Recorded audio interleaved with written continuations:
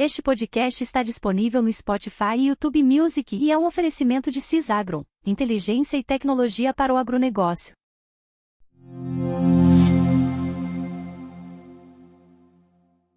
Bom, a matemática, ela não existe só naqueles quadros negros cheios de equações difíceis, sabe? Com certeza, a gente tem muita essa visão escolar, né? Exato. Na verdade, ela é tipo uma força invisível que molda, que mede e mapeia literalmente o mundo ao nosso redor.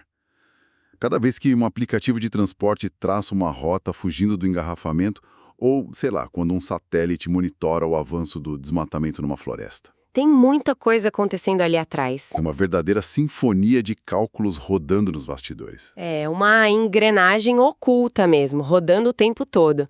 A gente olha para um mapa coloridinho ali na tela do celular e vê só linhas, pontos, umas áreas pintadas.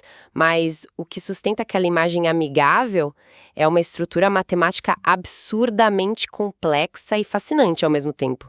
E o detalhe, se essa base falhar, o mapa inteiro desmorona. E nosso objetivo no mergulho profundo de hoje é justamente destrinchar essa engrenagem, tirar o capô desse motor. Adoro essa analogia. A nossa missão aqui é analisar de forma bem detalhada e igualitária aquelas 3 unidades fundamentais do nosso livro Texto de Referência sobre Matemática Aplicada ao Geoprocessamento. E claro, sempre puxando aqueles exemplos práticos excelentes que a gente viu nas videoaulas complementares, né? Com certeza. A gente quer entender na prática como que a geometria, os sistemas de coordenadas e a análise estatística se unem para solucionar problemas espaciais reais. E o mais importante aqui, eu diria, é tirar a matemática daquele reino da abstração pura. Sabe, tirar da sala de aula teórica e trazer para a terra firme. A gente vai ver como esses conceitos numéricos viram decisões no mundo físico, decisões que afetam a nossa infraestrutura, o meio ambiente e até a nossa segurança. Para qualquer pessoa curiosa sobre como a tecnologia compreende o espaço físico, seja quem trabalha com planejamento urbano, com conservação ambiental ou engenharia, entender essa base é o atalho definitivo para ver o mundo com outros olhos. Total. É a chance da gente sair daquela sobrecarga de dados do dia a dia e chegar num entendimento bem prático.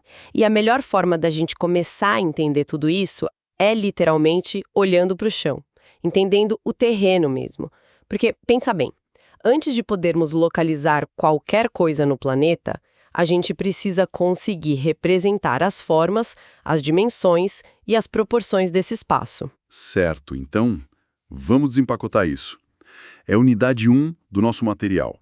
Eu gosto de pensar numa analogia simples. Se o mapa fosse uma casa, a geometria seria o tijolo e o cimento. Perfeito. Porque tudo começa com a geometria plana, a espacial e a analítica, fornecendo os chamados objetos primitivos, né? Isso. E olha, primitivos não significa que são rudimentares ou, sei lá, irrelevantes. Pelo contrário, São a base de tudo. são os blocos de construção universais. A gente está falando do ponto, que é algo totalmente abstrato, adimensional, tipo, ele não tem comprimento, não tem largura, ele só marca um local exato. Tá, entendi. Depois, se a gente junta esses pontos, a gente tem a reta, que é definida por segmentos, e se a gente fecha essas retas, chegamos aos polígonos, que são áreas delimitadas. Então, pensa na rua, um poste é um ponto, uma estrada é uma reta, um terreno ou um lago é um polígono. Tudo no geoprocessamento parte daí. Mas a evolução natural disso, né, quando a gente passa tudo isso para dentro do computador, nos leva para álgebra vetorial. E aqui eu confesso que eu sempre tive uma confusão. Normal, muita gente tem. Uma reta desenhada num plano x e y. Mas no geoprocessamento não é bem assim que funciona, certo? Definitivamente não. Uma reta simples na matemática básica é só um traço ligando o ponto A ao ponto B. Ponto. Mas um vetor é muito mais rico em informações. Como assim? Ele possui magnitude, ou seja, um tamanho ou comprimento real. Ele possui direção, tipo um eixo norte-sul, e possui sentido, indicando exatamente para onde ele está apontando. Ah, tá. Mas por que isso importa tanto na prática? Qual é a diferença para o computador ler uma reta qualquer ou ler um vetor? Vamos imaginar um rio, tá?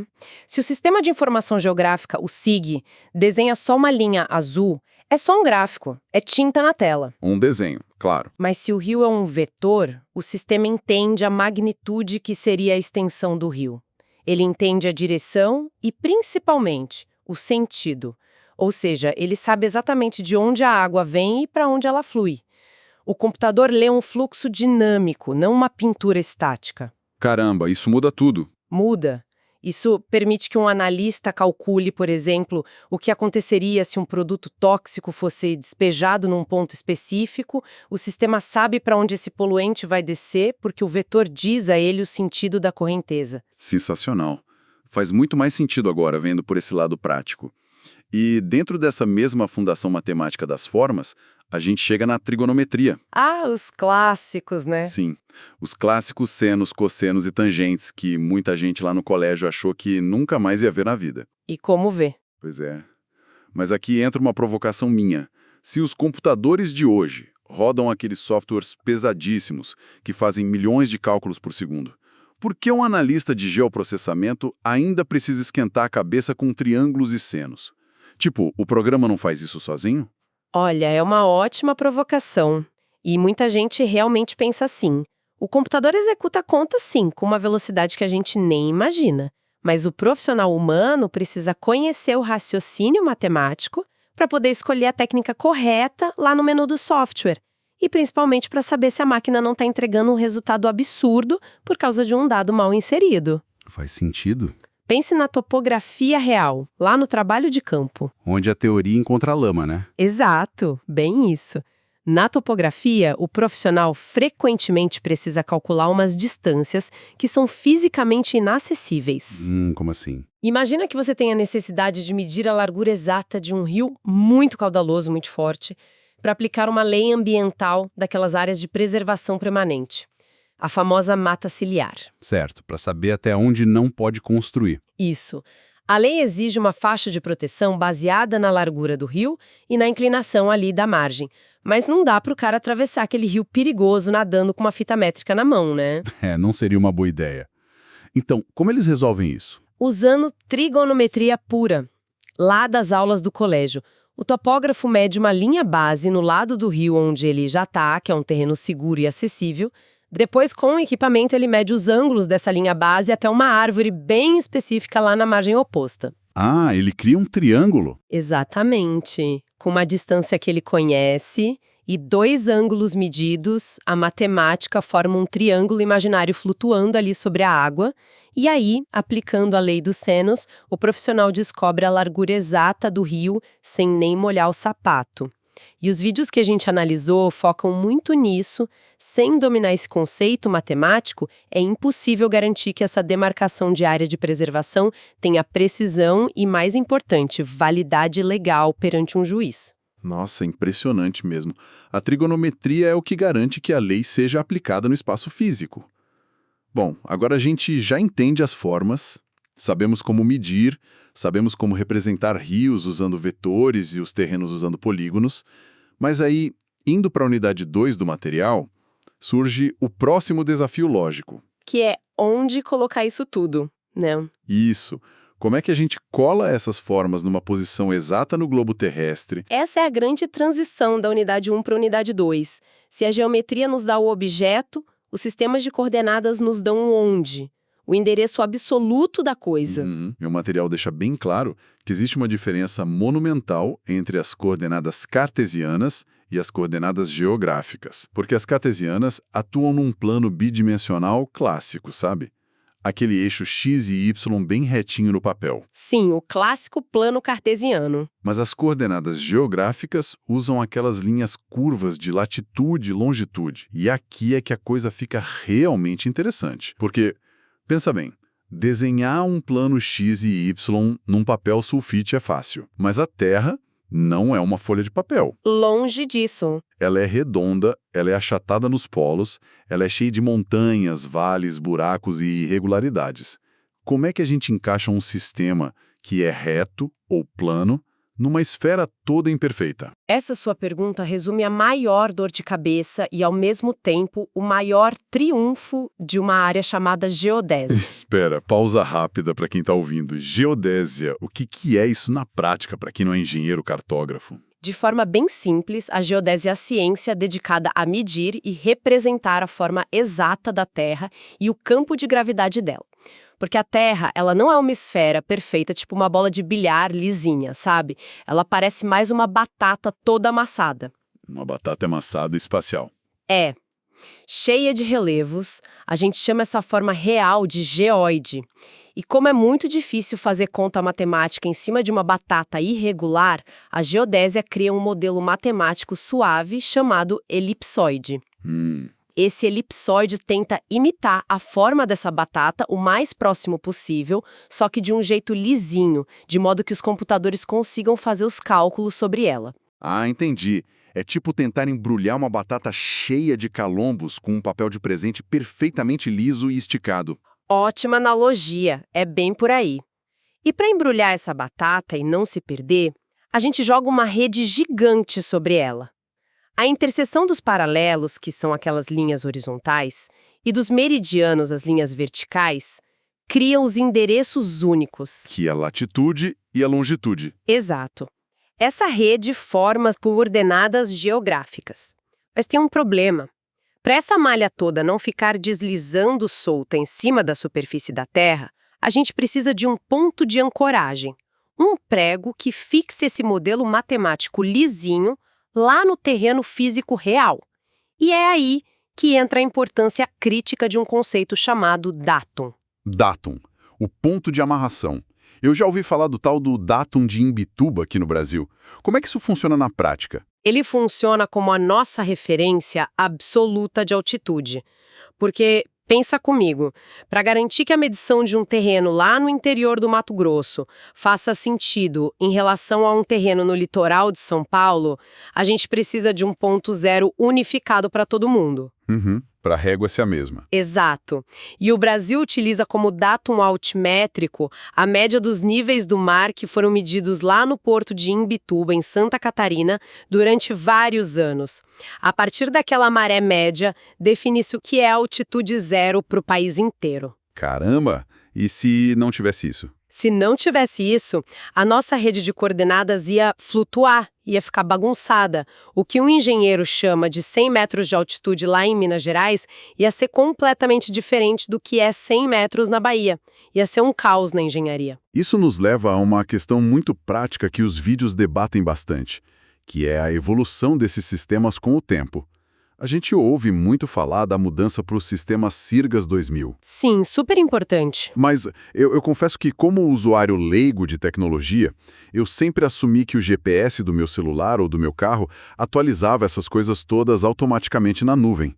Por que os professores enfatizam tanto essa transição manual de sistemas antigos, tipo aquele SAD 69 para o Sirgas 2000? É que assim, para aplicações casuais, tipo você usar o Waze para encontrar um restaurante, o celular realmente resolve e dá conta do recado. Certo. Mas no geoprocessamento profissional, a gente está falando de validade legal e de precisão milimétrica. O tal do SAD 69 era o sistema de referência antigo usado no Brasil. Ele era baseado em tecnologias lá da década de 1960. Nossa, muito antigo. Muito. Já o Sirgas 2000 é infinitamente mais preciso e é alinhado aos sistemas de GPS globais modernos. O grande ponto de alerta dos vídeos é: se um profissional pega dados topográficos antigos de uma fazenda, medidos lá em 1990 no padrão antigo do SAD 69, e joga isso num software moderno de mapa sem fazer a conversão matemática rigorosa, vai dar problema. A fazenda inteira vai aparecer deslocada na tela. exatamente. Pode dar um erro de dezenas de metros. E pensa bem, em questões de disputa de terras, licenciamento ambiental ou desapropriação da prefeitura, um erro de 10 metros significa você projetar uma rodovia passando por dentro da sala de estar de alguém. Que loucura. A legislação brasileira hoje exige que qualquer estudo de impacto ambiental ou levantamento de loteamento seja submetido no padrão Sirgas 2000. Se o analista não dominar a matemática para fazer essa conversão e entregar o projeto no padrão antigo, o documento simplesmente não tem valor legal e é rejeitado. E por falar em norma legal e rigor, as fontes também dão um foco enorme na atualização das normas técnicas, especificamente a NBR 13133. Nossa, sim!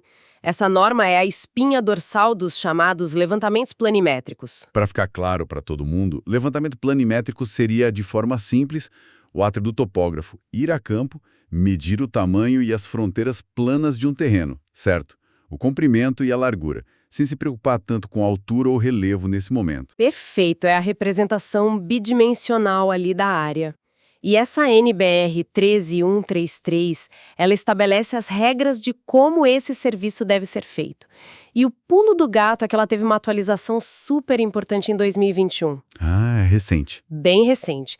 Antes disso, a norma ainda carregava regras de uma época bem anterior aos drones modernos e aquelas estações totais super precisas que a gente usa hoje. A versão de 2021 modernizou as tolerâncias de erro, as exigências de precisão e os métodos matemáticos de cálculo.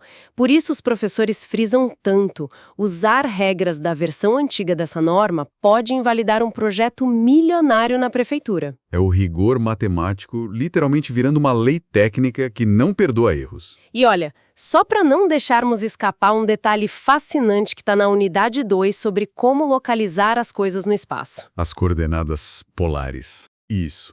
Além dessa grade tradicional de linhas XY que a gente falou, existe essa outra forma de raciocínio, as coordenadas polares. Como é que se difere daquela rede clássica que cobre a batata da Terra? É uma mudança total de perspectiva. Nas coordenadas cartesianas, você localiza algo cruzando um quarteirão, tipo, ande 2 ruas para o norte, no eixo Y, e 3 ruas para o leste, no eixo X. Tipo brincar de batalha naval. Isso, batalha naval. Já nas coordenadas polares, não existem essas linhas formando uma grade. Você tem um ponto central fixo, que a gente chama de polo. Para encontrar qualquer coisa a partir dali, você só precisa de 2 informações matemáticas: a distância em linha reta a partir desse polo e um ângulo em relação a uma linha de referência. Ah, entendi. Deixa eu ver se eu peguei. É como se fosse a tela de um radar de submarino naqueles filmes, sabe? Como assim? O submarino é o centro, é o polo da tela. Se ele detecta um inimigo, o cara do radar não fala "temos um contato no eixo X15 e Y12". Ele fala algo tipo: temos um alvo a 40 graus a estibordo a uma distância de 2 milhas. Nossa, é exatamente isso. O radar usa um sistema polar nato. Ele varre em ângulos. E na matemática do geoprocessamento, tem cálculos de distância e direção, por exemplo, o alcance de uma torre de celular, que são muito mais elegantes e rápidos de resolver usando ângulos e raios do que lidando com aquelas malhas quadradas de X e Y. Muito legal. Bom, vamos fazer um balanço de onde a gente está, então. A gente tem as formas físicas garantidas pela geometria, lá na unidade 1, e a gente sabe exatamente onde essas formas estão presas na Terra graças aos sistemas de coordenadas, ao datum e à geodésia, na unidade 2. Certo. O que a gente faz quando junta tudo isso na panela? É aqui que entra a unidade 3, que é onde a mágica da análise espacial finalmente acontece. A melhor parte. É quando a gente deixa de ser apenas desenhista de mapa e passa a extrair inteligência pura dos dados usando a álgebra de mapas e a estatística. E sabe o que é curioso? O alicerce para essa inteligência toda é algo que muita gente aprende lá no ensino fundamental, sofre para aprender e depois acha que não serve para nada na vida real. O quê? A teoria dos conjuntos. Sabe aquelas operações lógicas de interseção, união, diferença? Peraí, você está me dizendo que a mesma teoria de conjuntos daqueles diagramas de Venn, aqueles círculos que se cruzam que a gente desenhava no quadro na escola, é a base da inteligência do geoprocessamento hoje? É exatamente a mesma lógica matemática. E é a aplicação mais poderosa dentro de um software de SIG. Imagina que você tem diversas camadas de mapas no computador, como se fossem folhas de papel vegetal transparente, uma em cima da outra. A matemática dos conjuntos é o que permite cruzar essas informações. Dá um exemplo real para o pessoal de como isso se aplica salvando vidas, por exemplo. Claro, vamos pensar em gestão de desastres urbanos. Imagina que a prefeitura tem uma camada de mapa, um conjunto A, que contém todos os polígonos das áreas inundáveis de uma cidade, mapeadas pela topografia. E aí tem uma segunda camada, o conjunto B, que mostra todas as casas e loteamentos irregulares. Tá, 2 camadas separadas. Isso. Se você tentar olhar os 2 mapas separados, é muita informação, fica confuso. Mas se o analista vai no software e aplica a ferramenta matemática de interseção, O sistema vai gerar um terceiro mapa, mostrando apenas onde os círculos do diagrama de Venn se cruzam. exatamente. Ou seja, ele vai mostrar apenas as casas irregulares que estão cirurgicamente dentro das áreas que vão alagar. Perfeitamente. A intersecção matemática revela de forma instantânea as zonas de altíssimo risco. Ela aponta para a Defesa Civil exatamente qual quarteirão eles precisam evacuar primeiro, antes de uma chuva forte de verão chegar. E você pode usar a operação de diferença também. Para achar o que não se cruza. Isso. Para encontrar áreas que são adequadas para construir um hospital de campanha, isolando as que não têm risco nenhum de desabamento ou enchente. É a teoria pura de conjuntos virando ação de resgate. Ver algo tão teórico resolvendo um problema tão urgente no mundo real é brilhante. Mas a análise que o livro mostra não para nos conjuntos. Ela avança fortemente para a estatística territorial, especialmente no uso das medidas de dispersão, como a variância e o desvio padrão. É aí que a gente entra na análise de dados complexos. E aqui a gente precisa pisar no freio, porque esses conceitos assustam muita gente que não é de exatas. Com certeza assustam. Mas, no fundo, a variância ou desvio padrão servem para responder a uma pergunta bem simples. O quão longe os meus dados estão da normalidade? Da média. Deixa eu tentar criar uma imagem mental para quem está escutando. Se a gente imaginar um alvo de dardos, daqueles de bar, a média seria acertar bem no centro, na mosca. Certo. Se um atirador joga vários dardos e todos caem super espalhados por todo o painel, a gente tem uma variância enorme. A área ocupada pelos furos é grande. O desvio padrão, então, mediria o quão espalhados estão os dardos. Perfeito. Se o desvio padrão é pequeno, significa que todos os dardos caíram muito juntinhos num bolo só, quer eles tenham acertado o centro ou não. Se o desvio é alto, está tudo caótico e imprevisível. Faz sentido pensar assim no espaço geográfico? A analogia é excelente. No geoprocessamento, esses dardos são os dados que a gente coleta do mundo real. E entender o quão agrupados ou caóticos eles estão é fundamental para a gente separar o que é normalidade do que é uma anomalia severa, o que na estatística a gente chama de outlier. E como isso funciona na prática? Digamos, analisando chuvas ao longo dos anos.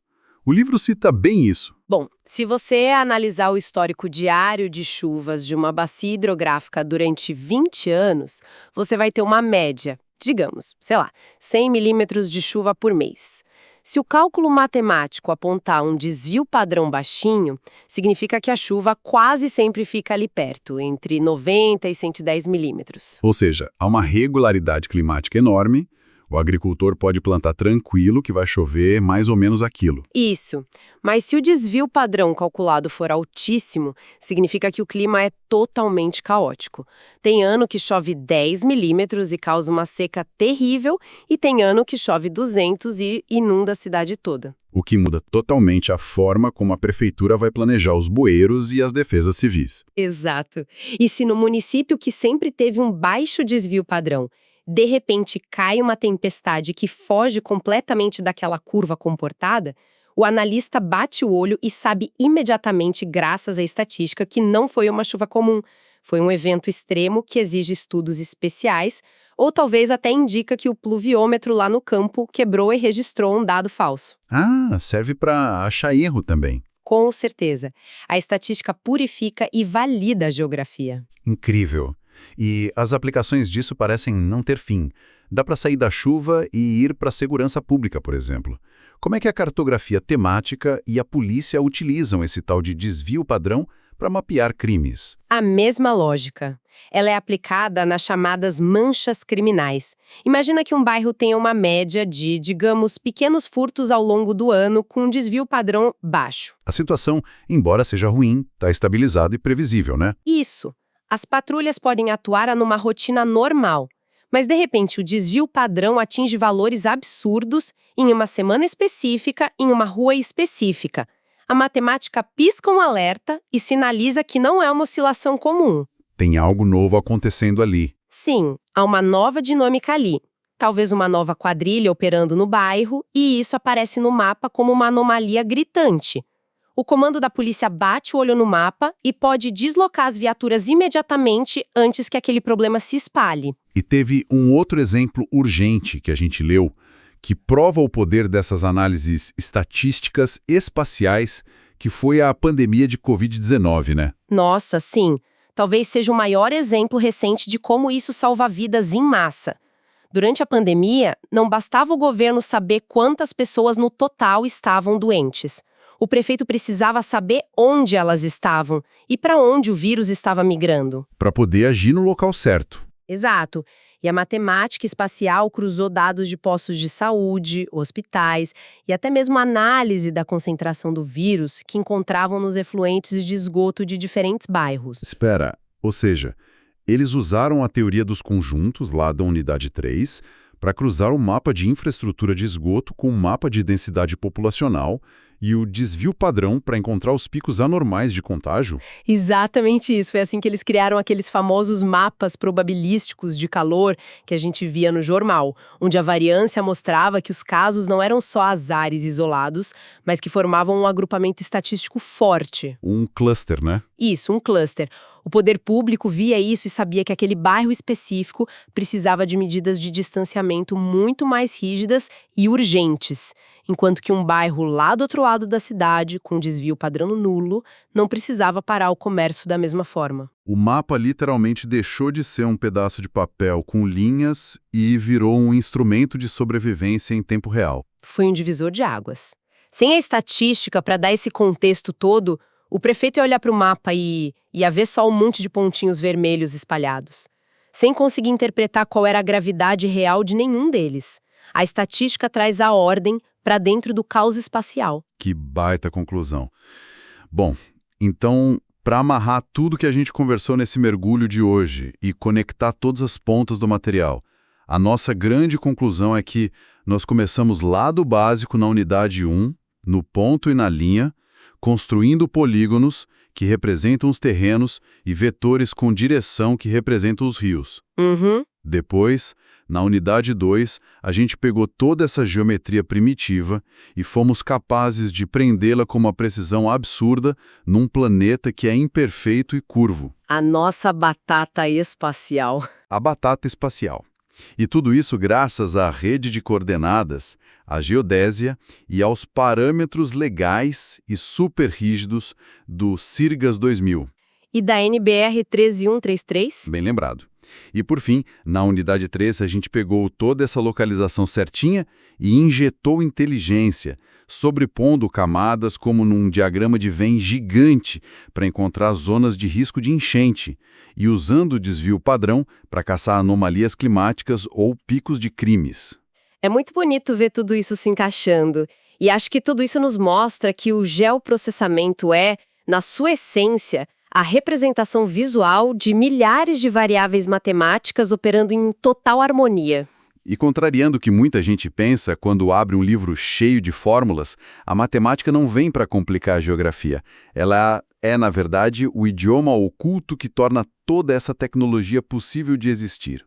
Com certeza, sem a matemática a gente seria cego no espaço geográfico. Isso nos deixa com um pensamento final muito instigante para quem acompanha a gente refletir até o próximo papo.